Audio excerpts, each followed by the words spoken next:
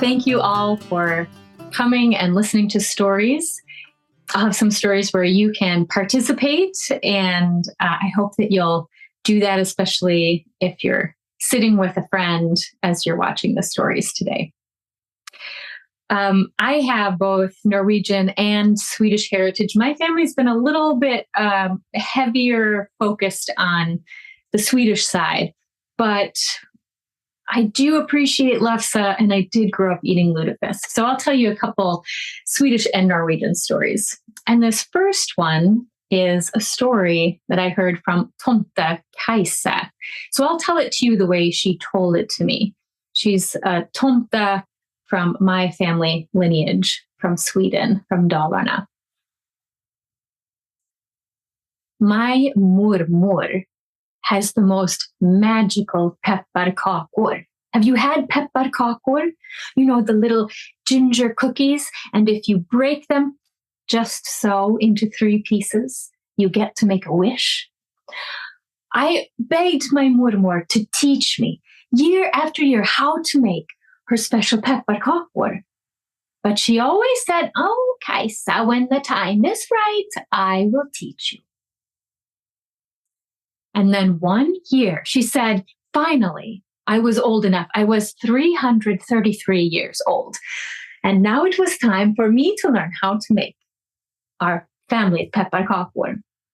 But mormor said, you can't make pepparkakor until there is snow on the ground. Now, I don't know about any of you, but there is no snow where I live. And it was the same for Tomte Kajsa that year. There was no snow at mormor's house. I waited all through November, all the way into December, and still not a single snowflake had fallen. And so there was no pepparkakor. And one night, mormor looked at me and she said, I am beginning to wonder. I am beginning to wonder if someone has stolen the first snowflake of winter.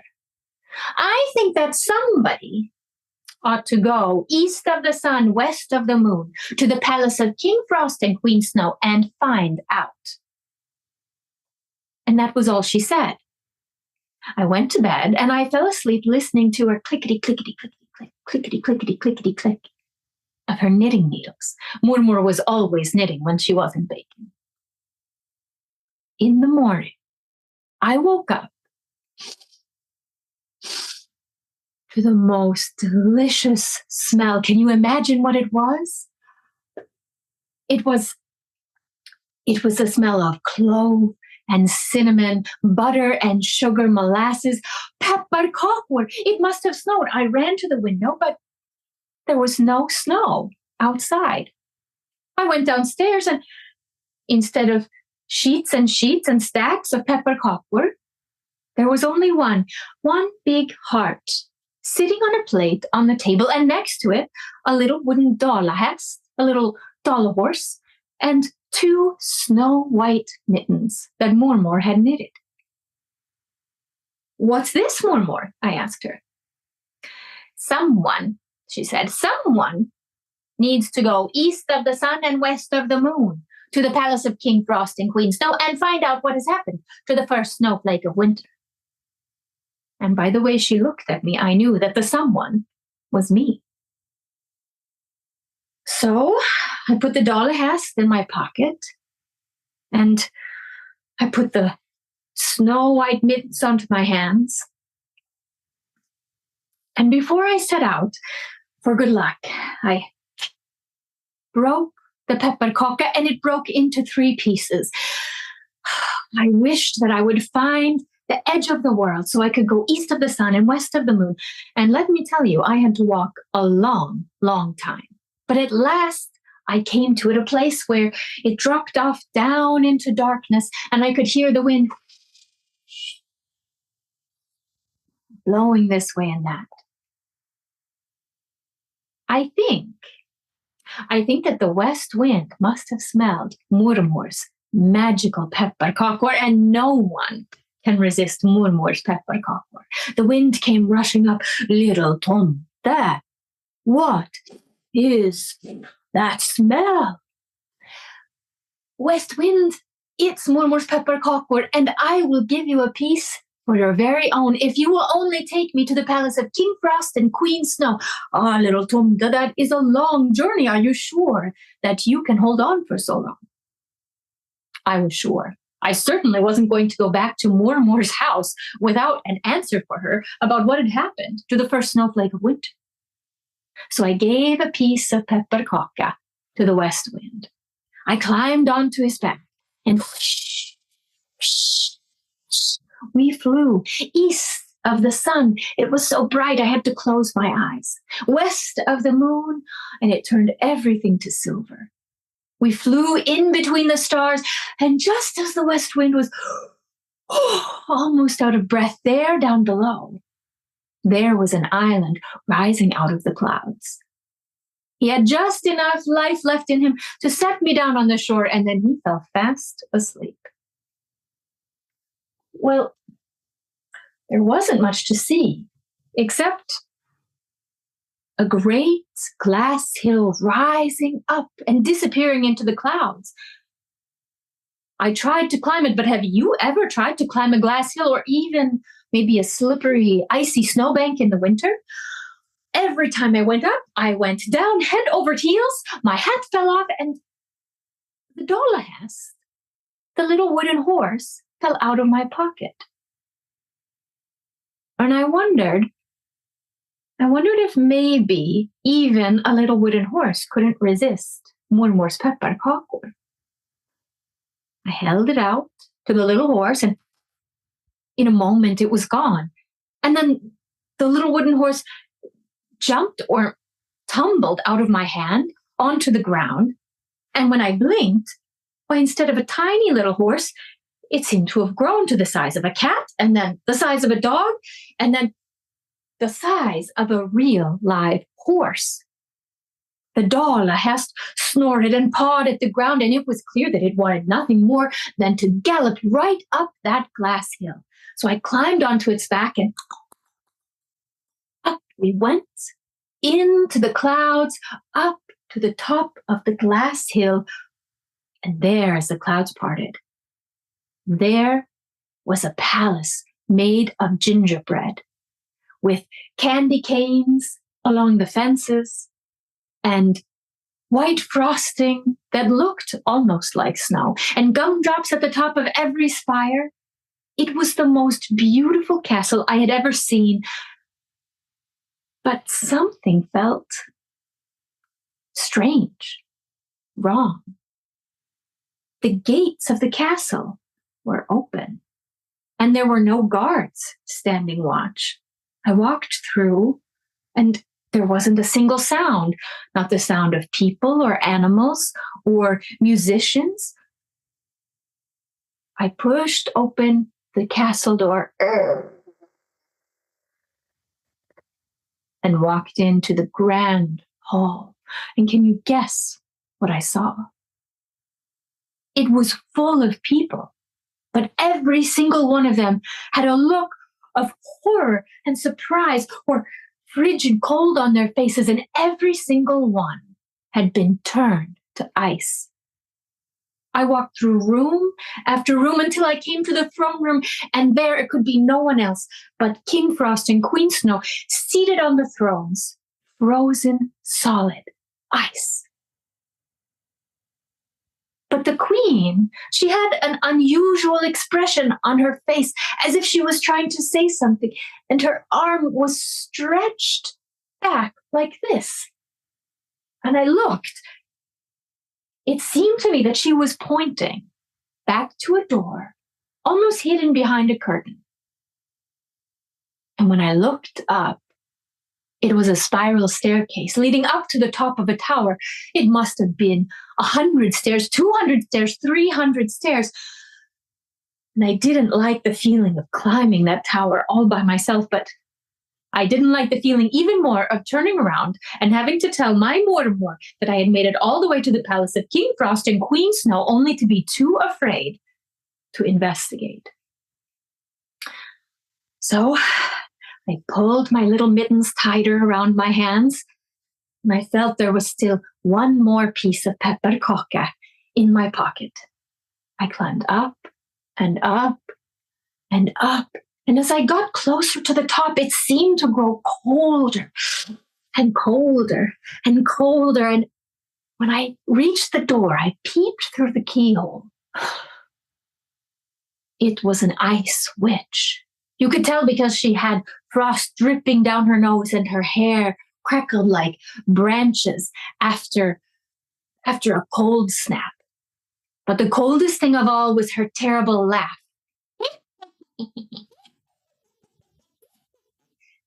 In her hand, there was an icicle, and at the very tip of it, the most beautiful snowflake I had ever seen. I knew it must be the first snowflake of winter, and she had stolen it from King Frost and Queen Snow, and that was why no snow had come. What could I do? I pulled off my mittens and knocked on the door.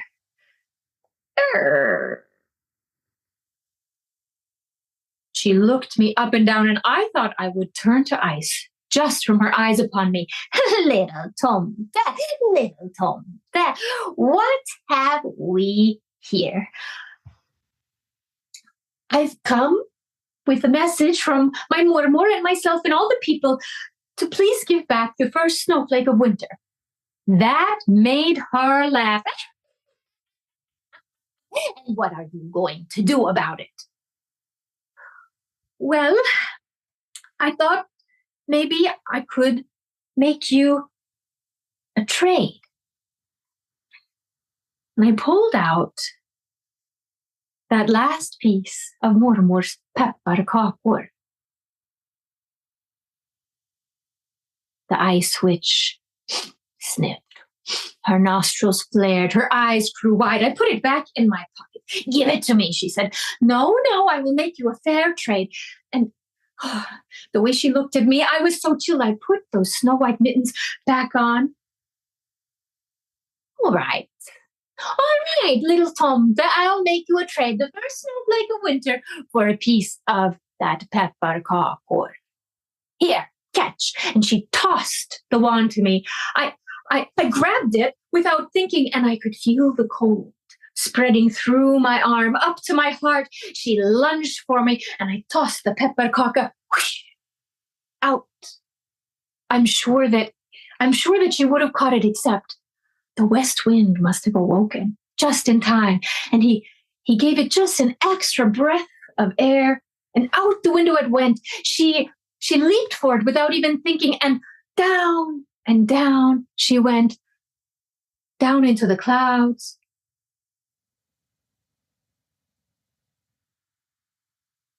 I could hardly move. But those mittens from mormor were so warm.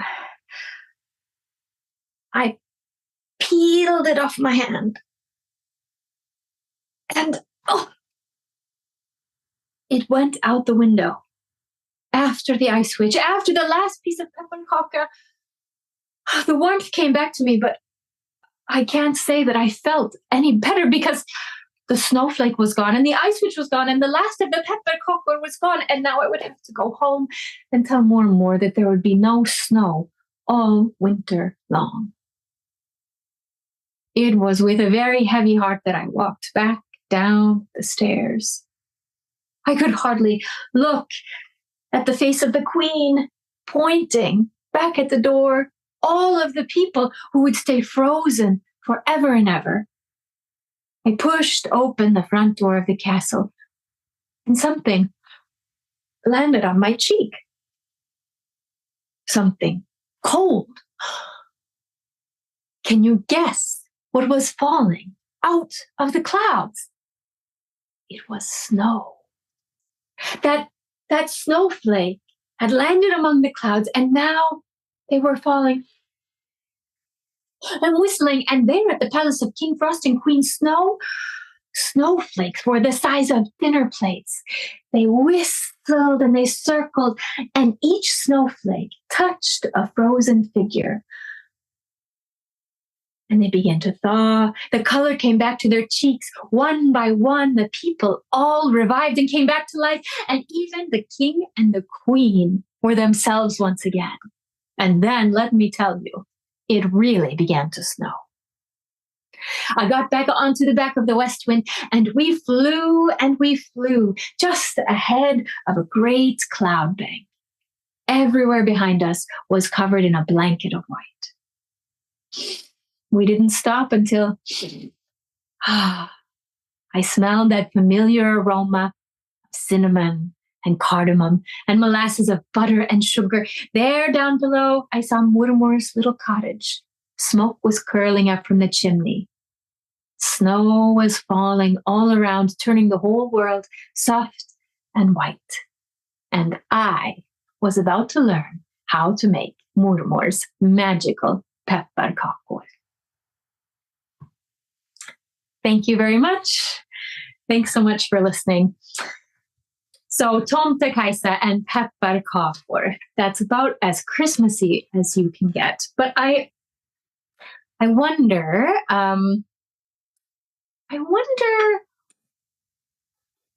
what happens when on a normal Christmas Eve, on a normal Christmas, for the Tomtes or the Nisses or the people, on a year when everything is snowy and it goes just as it always does. I'll tell you one more Swedish story, and then I promise, for all the Norwegians so patiently waiting, I'll bring you to Norway as well. And this is a story where you can join in with me and imagine that you're one of the Tomtes. Because on the Johansson farm, there were Tomtes aplenty. They were hard at work, and the farm was prosperous because of their help. Some of the Tomtes were feeding the chickens. You can take out your little basket of grain and feed those chickens, scatter it to them.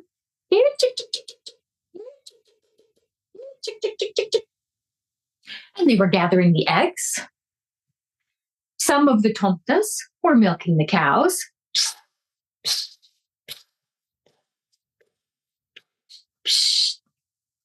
Some of the Tomtes were brushing the horses' manes and tails. And all of the Tomtes were chopping firewood because it was going to be a long winter. And chopped, and chopped, chopped, and stacked it neatly. And even though it was Christmas Eve, they didn't mind working one little bit, for Tomtes and Nisses love to do good work. They only need one reward once a year, and maybe you know what it is. On Christmas Eve, the same way that perhaps in the US, children leave out cookies and milk, in Sweden, in Norway, in Scandinavia, on Christmas Eve, you should always leave out a bowl of risgrynsgröt, rice pudding, to say thank you to your Tomtes for all the hard work they've done. Because if you don't, well, you know, Tomtes and trolls are very distant cousins, but they are cousins. And it can happen that their shared lineage is a little more apparent. But this had never happened on the Johansson farm. Every year, the Johanssons remembered to make up a big bowl of risgrynsgröt, rice pudding, and set it out for the Tomtes. The Johanssons, of course, had their own Christmas feast year after year. They made meatballs, they baked bread, they churned the butter so it was sweet and fresh. But all the Tomtes cared about was rice pudding. They waited patiently as the table was set.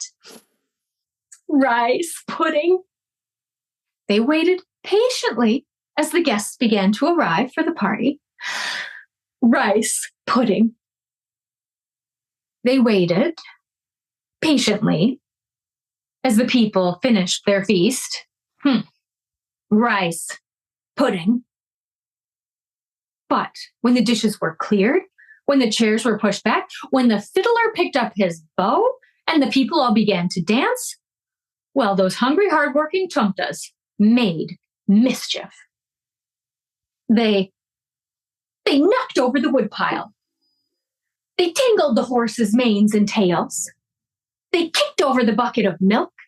The cats didn't mind that part. And they made horrible faces at all the chickens. But that wasn't enough to satisfy them. No, because the people didn't even notice. The Tomtes came up with a plan. They tiptoed up to the house. They packed snowballs between their tiny hands. Are you ready? They crept inside where all of the guests were dancing and drinking and talking with one another, and the Tomtes, un, two, tres, began to pelt them with snowballs. Cried all the people, and thankfully one wise old granny said, "It must be the Tomtes. What do you want?" The Tomtes said, "We want rice pudding." At once, a bowl was mixed up with a big pat of butter on top. It was carried out to the barn, but the Tomtes didn't put down their snowballs. No, they waited and they watched. As soon as the people left, they scampered over, they took a sniff, they took a taste, and it was rice pudding indeed. They ate, and I must admit, they still looked a bit like trolls, the way they gobbled that rice pudding up and licked the bowl clean. Never again did the Johanssons forget to put out a bowl of risgrynsgröt, rice pudding, on Christmas Eve, and never again did their Tomtes make mischief, but I hope that you will let this be a cautionary tale for all of you. And if you would like to have good luck for the coming year, this year on Christmas Eve, mix up a nice bowl of rice pudding and put it out for your Tomtes. Thank you. Well, of course, Tomtes and humans aren't the only ones who celebrate Christmas or try to celebrate Christmas. But I imagine that you wouldn't expect a troll to celebrate Christmas. And this is a story from Uncle Jesper, Tomte Kaiser's Uncle Jesper. He was a Norwegian Nisse up over the hills, and she saw him every 75 years or so. And every time that they got together for Christmas, he would say, "Kajsa, have I ever told you the story of the time Lumpy and Grumpy tried to get a Christmas tree?" It went like this. Uncle Jesper, the Nisse, went about his work as he did every day. It was getting closer and closer to Christmas. It was, in fact, Lille Julafton, Little Christmas Eve, the time when many people like to put up their trees and string them with lights, hang the ornaments, and maybe put a star or even a shining angel at the top. Oh, Jesper loved to see it. And that night, before he went to his little nest in the corner of the barn, he checked on the people in the house. He looked at the beautiful, sparkling tree.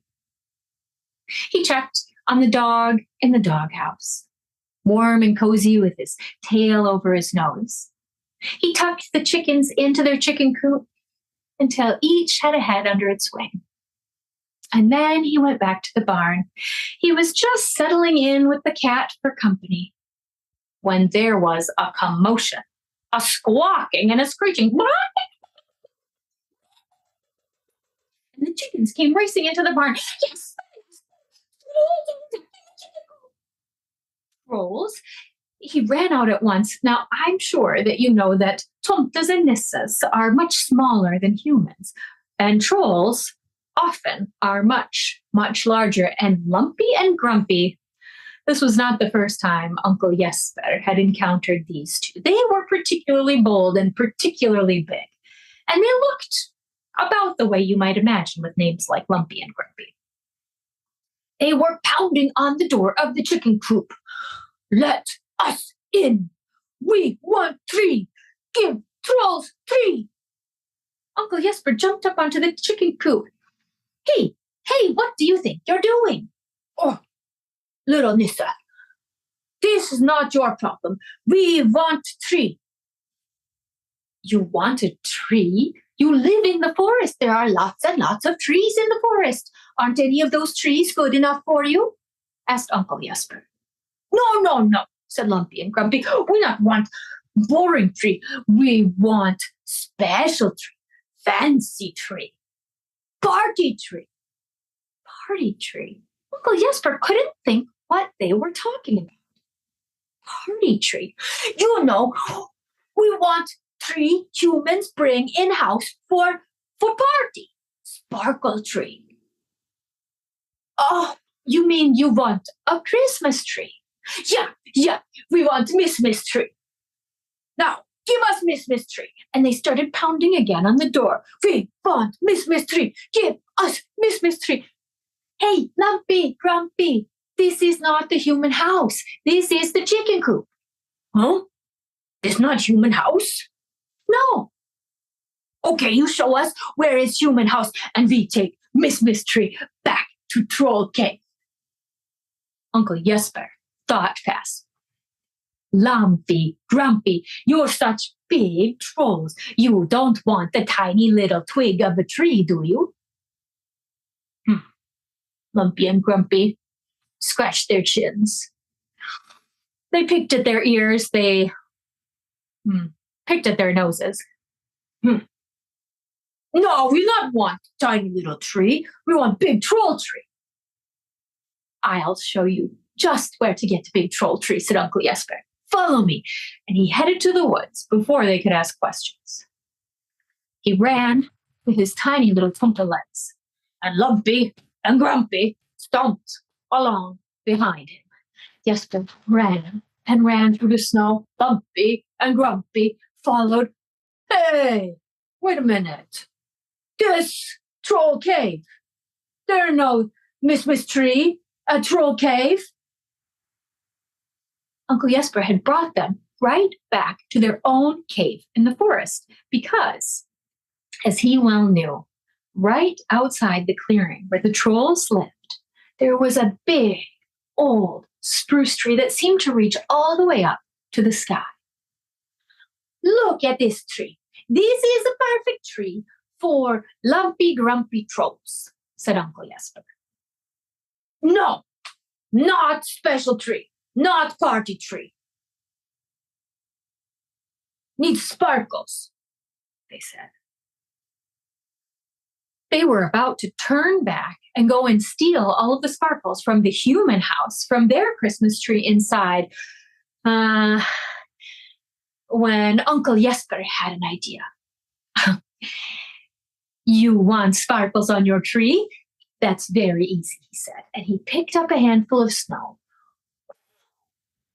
and blew so the snow glittered and it fell on every branch.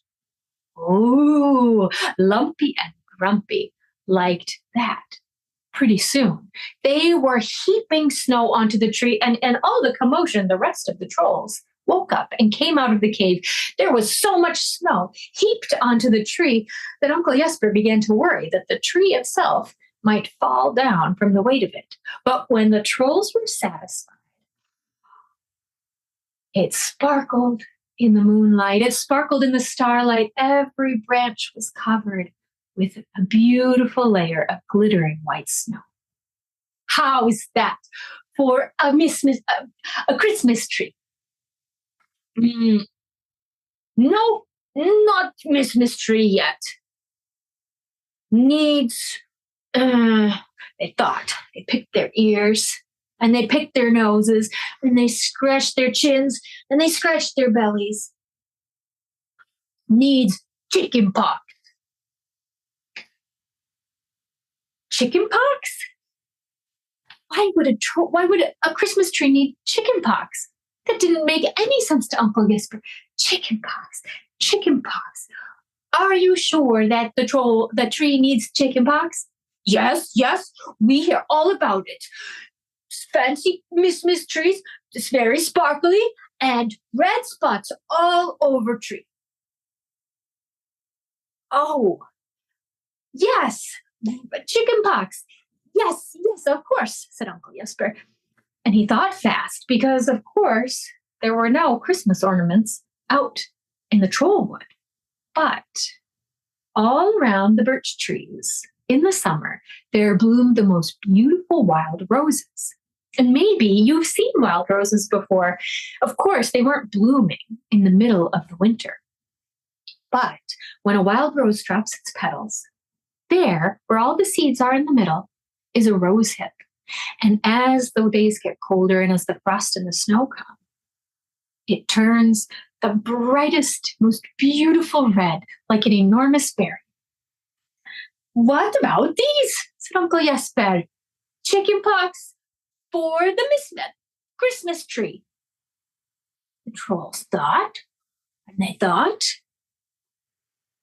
and they liked that idea.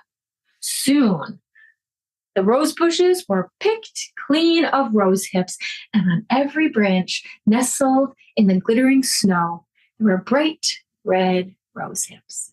Oh, even Uncle Jesper was pretty impressed. That is one of the most beautiful Christmas trees I have ever seen. And he thought, maybe now, he could finally go home and go to sleep in his pile of straw in the barn. But Lumpy and Grumpy were not satisfied yet. No, no, no.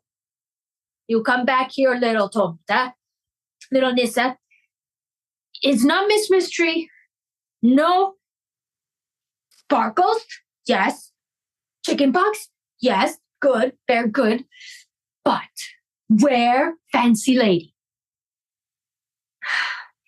Fancy Lady, said Uncle Jesper. What Fancy Lady? Fancy Lady at top of tree with gold circle. Fancy Lady at the top of a tree with a gold circle.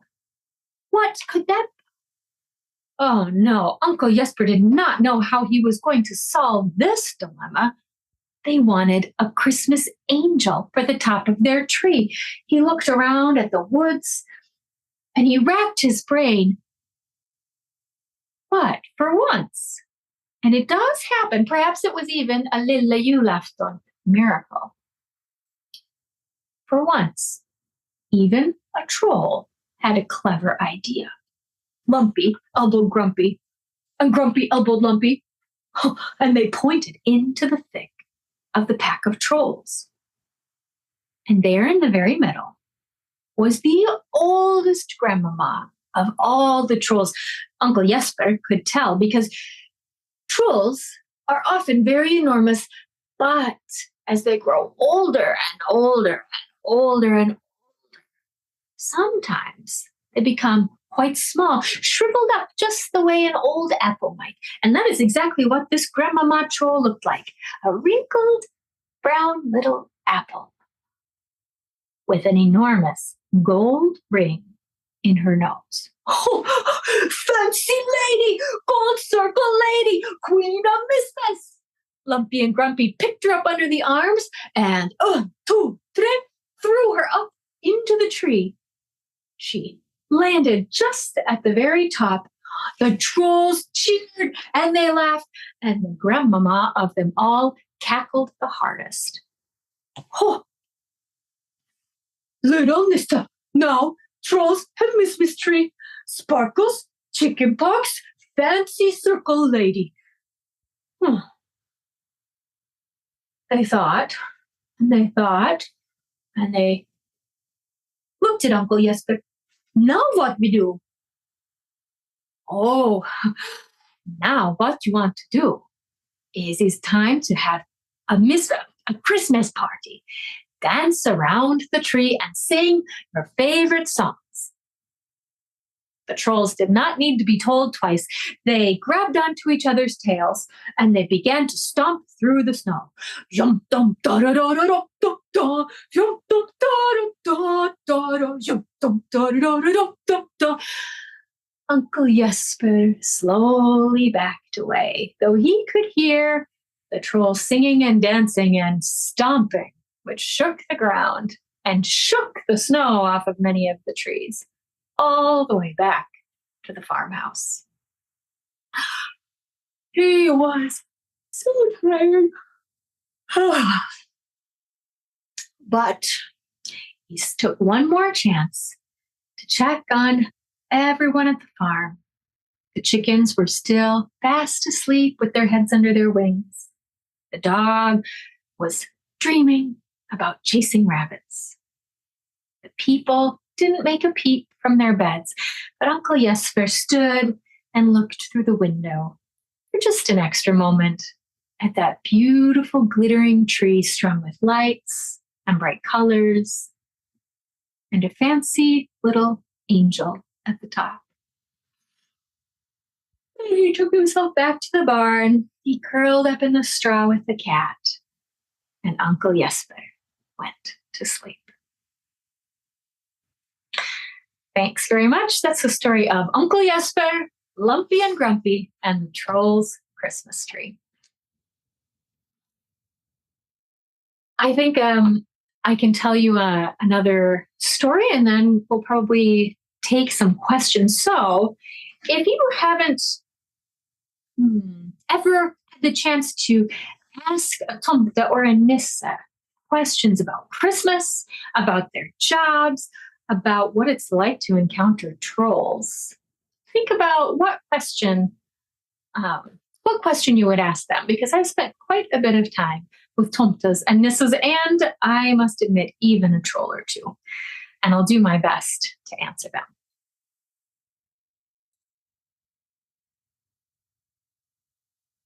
Long, long ago, at the beginning of the world, all places were wild. There were no towns or cities or villages. The animals lived in the forests. The people lived in the forests, and the shadow folk lived in the forest. The trolls, the tomtes, the elves, the sprites. But over time, the people learned how to build fires and houses and homes, and they began to clear trees and build their little homes close to one another. And soon, villages and towns and farms and cities sprang up. And some of the shadow folk went with them. Some of the Nisse went to live with the people, and they continued to help take care of the animals, to take care of the land, especially the farmlands, where it wasn't so far from the wildwood. But not all of the shadow folk joined the humans. And of course, we can all be glad that the trolls, for the most part, other than those like Lumpy and Grumpy, did not. They stayed out in the woods. But some of the Nisse also stayed in the woods, because someone must also take care of all of the wild creatures. Their jobs were quite similar, just like the Tomtes on the Johansson farm. The Nisse on the farm would scatter grain to the chickens.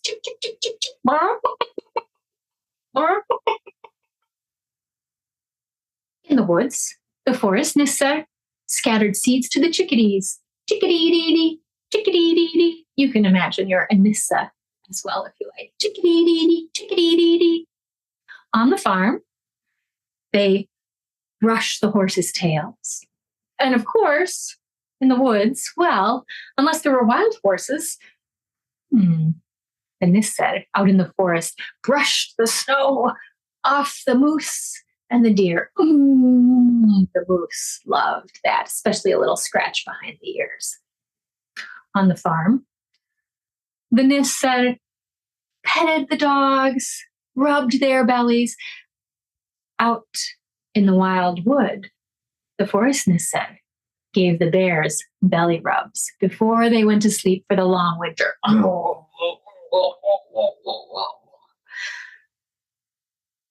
But one thing was very different between the farm Nisse and the forest Nisse. Because, well, the farm Nisse on Christmas Eve would have a delicious feast of julegrøt. The forest Nisse, just like the bears and some of the other animals, went to sleep for months and months, only waking up now and then to go and make their rounds and check and see if all the animals were safe and warm and well fed. But in order to sleep for such a long time, they had to have a hearty meal. And I can tell you it was not one that they cared for. The Nisse plugged their noses, and picked up a handful of pine needles. Imagine if you went out to the woods or even to a Christmas tree and you ate a handful of pine needles. It wasn't the most delicious thing, but it did keep them nice and full all winter long. Just as the forest Nisse were about to swallow the needles, the pine needles, they smelled, something quite magical, something that made their mouths water. What could it be? Now, out in the forest, the animals and the Nisse didn't pay much attention to the human holidays. And so they didn't know that it was, in fact, Christmas Eve, julafton. But in the barn, the Nisse had just taken out their bowls of julegröt, rice pudding.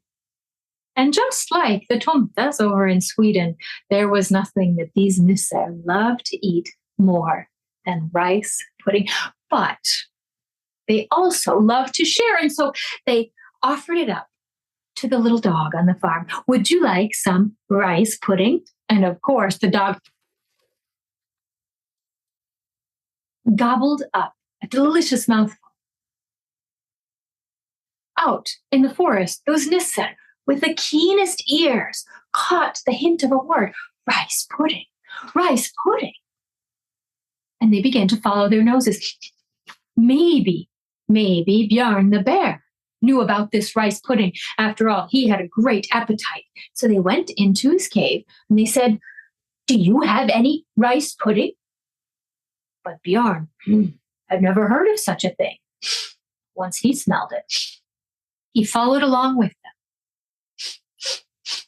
They sniffed and searched for the source of that smell. Back on the farm, the Nisse held up the rice pudding to the horses. Would you like some rice pudding? Even the horses enjoyed a bit of julegröt on julafton. The Nisse and the bear made their way through the forest until they came to the moose. You can take out your moose antlers if you like. And they asked the moose, do you know about rice pudding? Would you like to come with us to find it? And so off they went, following the smell of rice pudding. Through the woods they went, and the trees began to thin out. On the farm, the Nisse went over to their friends, the chickens. Would you like some rice pudding? What? Yes, even the chickens wanted some julegröt. As they came to the edge of the woods, the branches were full of chickadees, and the Nisse and the moose and the bear said, do you have any rice pudding? No, said the chickadees. Would you like to come and help us look for rice pudding? Chickadee-dee-dee, chickadee-dee-dee. And so the Nisse and the chickadees and the moose and the bear followed their noses.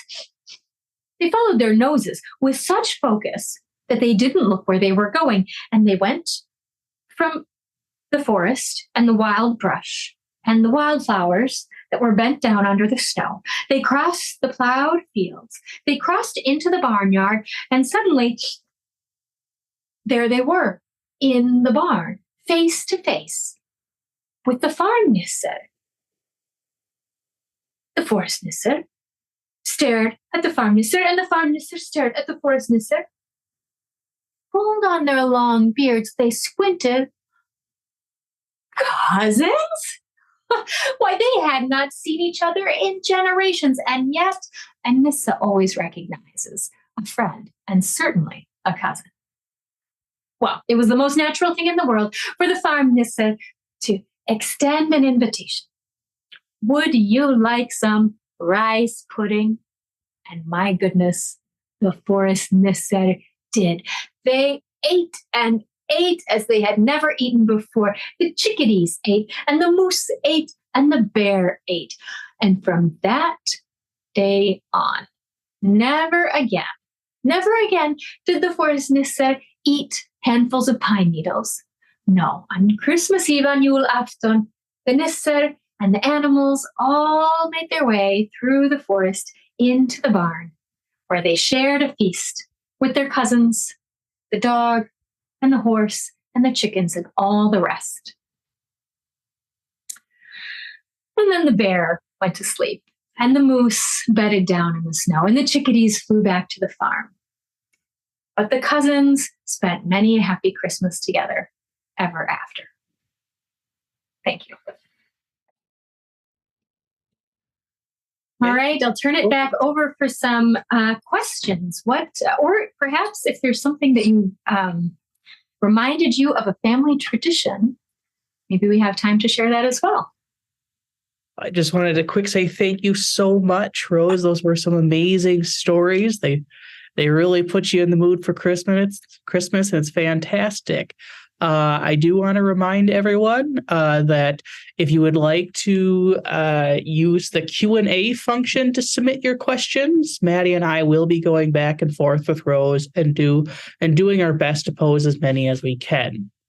So I do already have one question in the Q&A chat, and that's they want to know, do Nisse know how to ski, and what would they use to ski?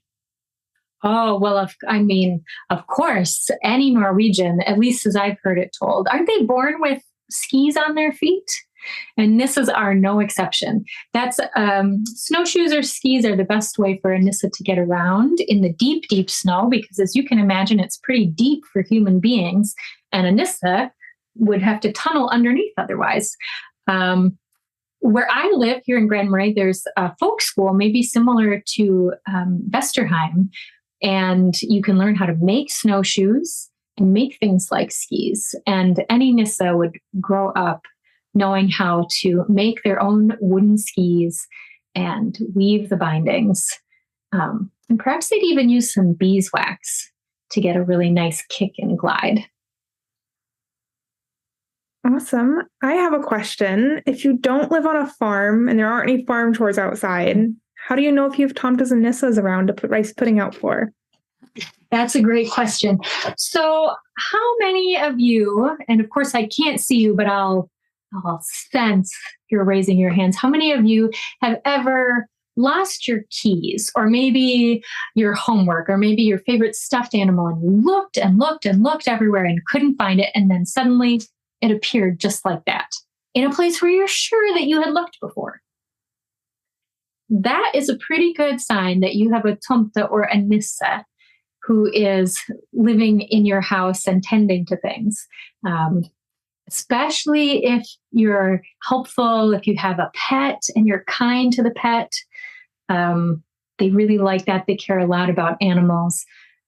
So you might also, if you have a pet, another way you might be able to tell that you have a tomte or a nisse in your home is if your dog or your cat suddenly seems to be looking at something and it's something you can't see, it's probably the nisse or the tomte, because they love nisses and tomtes.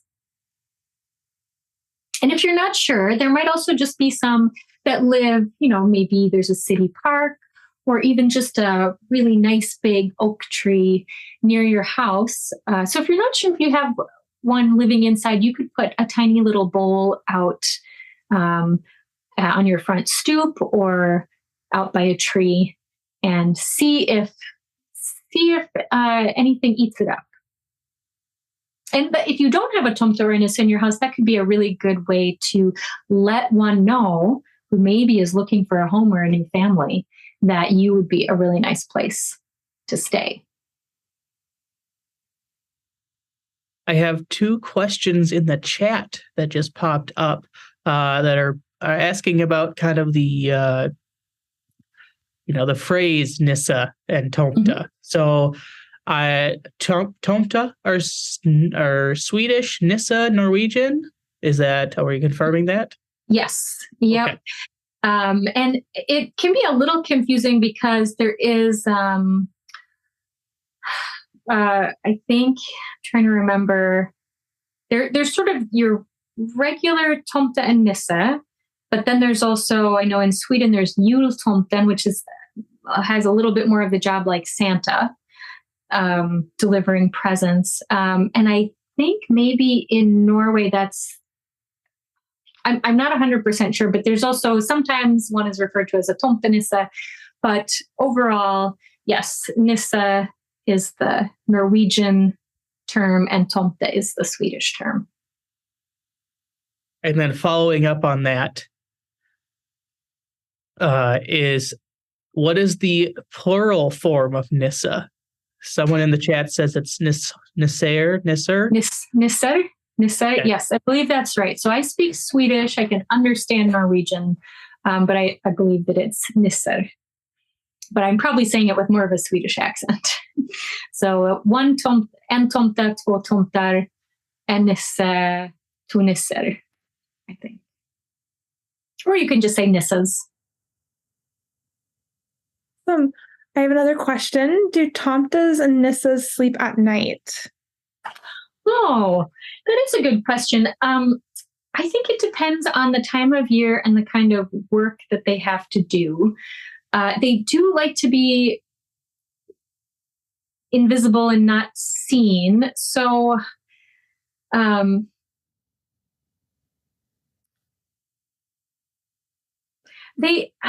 think that what I've read is that they maybe sleep a couple hours at a time, and it just sort of depends on the climate, the time of year. For example, in the winter, if it's really cold and snowy, then it would be pretty likely that they would stay hunkered down, maybe even for a couple days if they've checked on the animals to make sure everyone's okay and they're more of a forest Nisse or Tomte, just the same way as the animals would. I think we have one more question. Someone did suggest that there is a julenisse in Norwegian. Yes. And there is a question of, do Nisse and Tomte, do they shrink like the trolls as they get older, or do they always stay as small as they are? It's not quite as dramatic as with a troll because, it's rather surprising to see a troll. Trolls do vary a lot more in size to begin with because you have mountain trolls, forest trolls, swamp trolls, you have under bridges trolls. So there is a lot more variation than there are with tomtes and nisses. But for a tomte and a nisse, as they get old, it's a little bit more like maybe how your own grandparents just sort of shrink down a little bit, but it's they don't get teeny tiny. It's a little hard to tell sometimes too because they often like to wear pointed hats, and so they might, if they're getting a little bit old and not quite as tall as they once were, some of them do like to put on a taller hat, so it can be hard to tell from a distance. Awesome. Well, thank you so much. Thank you everyone for attending. Big thank you to Rose Arrowsmith for such a wonderful presentation. I know I'm going to go and put up my Christmas tree now, just like the trolls. I want to give a thank you to our collection, exhibition, development, accounting, and communication marketing teams. They do so much to make this happen behind the scenes. So thanks so much to them. A recording of this presentation will be available on YouTube soon. And if you'd like to be able to tell stories just like Rose, we are offering an online Scandinavian storytelling class starting Thursday, February 8th and running for 4 weeks. It's at 6 to 7:30 p.m. Thank you, everyone. Yeah. I'm so sorry. No, that's fine. I also just wanted to invite you. I have a podcast called the Saturday Morning Story Podcast, and you can find it on my website, rosearrowsmith.com, or streaming on Spotify and all the streaming places. So coming up this month, every Saturday morning, there's a new story, and we'll also have some North Pole stories if you need a little more Christmas inspiration. the only reason I stepped in is this kind of goes along with what you just talked about. There was a last minute Q&A there. They wanted to know how you became a storyteller. Oh, that's a great question. Well, I loved reading and loved writing as a kid, and I loved doing theater. I studied theater a bit in college and ended up with, we just all had to take a storytelling class at the school I was at. And it was so fun that I got to do all the parts, do all the characters, and with words sort of create, like build the set and do the lighting. And then I knew somebody who did kids' birthday parties and preschool visits and school visits. And so when I came back to Minnesota after my first year of college, I started working for her company, for the Wonder Weavers, and just sort of snowballed from there. But really, everybody tells stories all the time. If you go on a camping trip and you almost catch a fish, or if you haven't seen someone for a long time and you run into them at the grocery store, we naturally tell stories. So mostly what I've learned with storytelling, besides that I love folk tales and magical stories, but lots of storytellers tell real life stories, is that you just need someone to listen to you. And if you tell the same story a couple of times to a couple different people, you'll just naturally begin to make the funny parts a little more funny, and any part where they're confused, you'll sort of explain it. So I think it's a very natural thing, and I'm pleased that I get to share magical stories with people like you. Awesome. And I believe you just had one more short story for us. I do have one more short story about a little Tomte who was walking down the road and didn't have a thing in her pockets. And, some of the other Tomtes seemed to think she didn't have much between her ears either, but she had keen eyes. And as she was walking down this road, she spied a beautiful box down in the grass. It was no ordinary wooden box. It was inlaid with mother of pearl, and it had little silver clasps and even a little silver lock. It was locked, but she didn't mind. She could imagine that it was full of all sorts of treasures. And you can imagine too, if you found a beautiful box and there was no one around for miles and miles, and you could keep it for your very own, what would you want to have inside it? Well, she tucked it under her arm and she imagined maybe gold or jewels, maybe even magic wishing dust. She walked down the road not much farther before, again, that keen eyesight spotted a little key, a silver key that perfectly matched the silver lock on the box. Well, now if you found a beautiful box with a silver lock and a beautiful silver key that seemed to match, wouldn't you want to see if it would fit? So if you want, you can pick up your box and your key and see if the key will fit into the lock. It fit. Now, should she see if the key turns? All right, let's try it. Ready? It turned. Do you think the box will open? Shall we try it?